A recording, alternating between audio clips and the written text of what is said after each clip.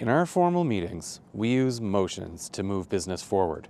There's a lot of them, and each of them does a different thing and serves a different purpose.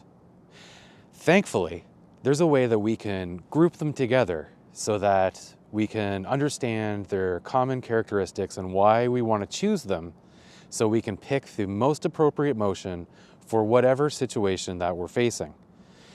Robert's Rules of Order outlines 5 classes of motions, each with its own special way to keep our meetings on track. Keep watching this episode of Order of Business, and we're going to dive into each one of these classes of motions and take a look at their key characteristics and features. All right, let's dive in.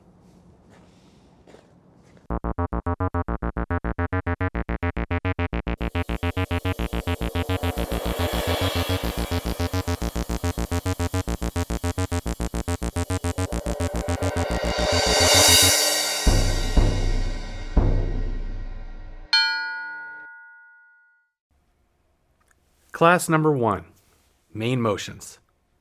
Robert's Rules of Order breaks up this class into 2 types of motions: original main motions and incidental main motions.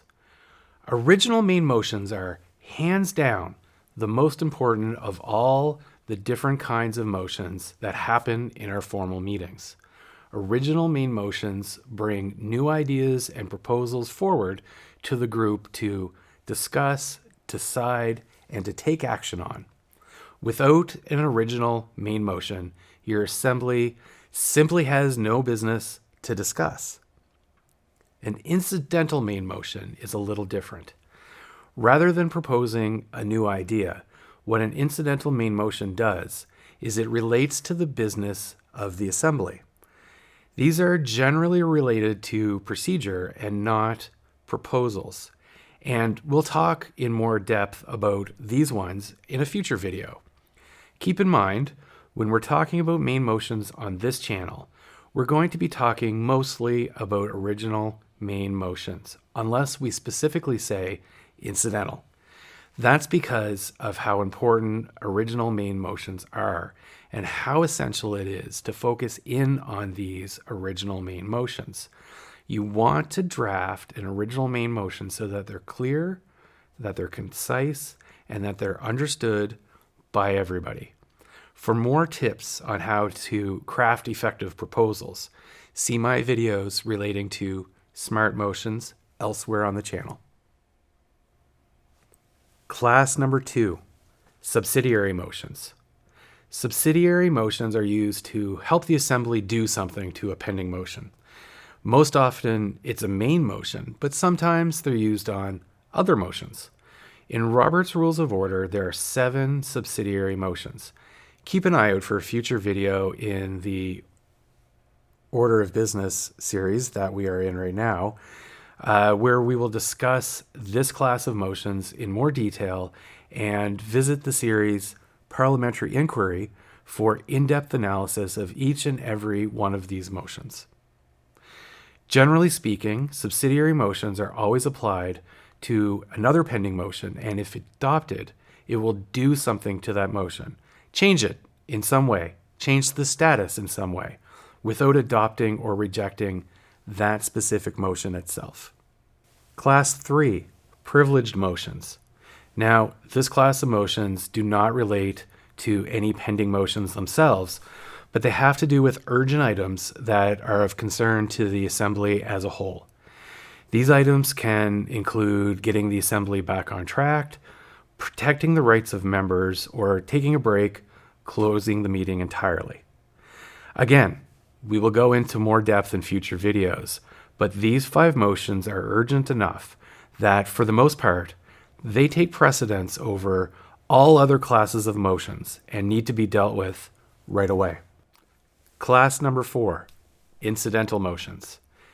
Incidental motions relate to pending business in some way or another.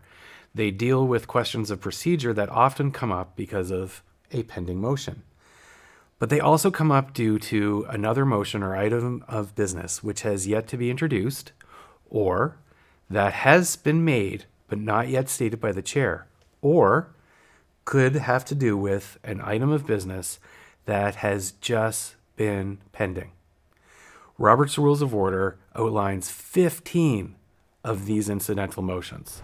These include points of order, appeals, requests, items related to how a question is put in front of the group, and issues of voting and nominations.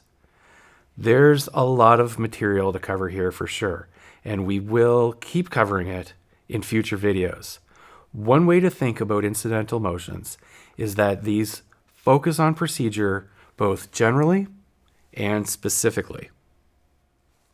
Class number 5, motions that bring a question again before the assembly. This class of motion has a very descriptive title, and they do just that. They bring questions back. They allow the assembly in one way or another to consider the merits of a question which has already been dealt with.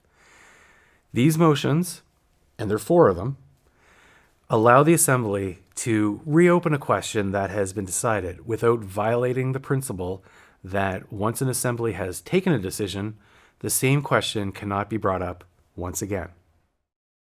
You know, once you move past the main motion, we can quickly get overwhelmed with all these other motions. Taking these motions and organizing them into groups with similar features can be a helpful way to get a sense of what their intended purposes are before diving too deep into the details of each. Robert's Rules of Order groups motions into these 5 classes, but it's not the only parliamentary authority out there. So if you found this discussion useful, make sure to subscribe so that you can be notified when future videos come out, including how the Standard Code of Parliamentary Procedure classifies their motions. What do you think? Did you find this system of classification confusing, or was it helpful for you? Drop a note down in the comments and let everybody know why or why not. Meeting adjourned for this episode of Order of Business. If you found this interesting or helpful, please hit the like button and remember to drop any questions that you might have down in the comment section. If you're looking for deeper dives into specific motions or stories on the historic development of parliamentary procedure, why not check out a video in the Parliamentary Inquiry series? For longer conversations around questions related to meetings and meeting rules, check out the Point of Order series. And for insights into how to make your meetings more effective, go to the series Monthly Grind. For now, why not check out one of these 2 videos here or here, and I will see you next time.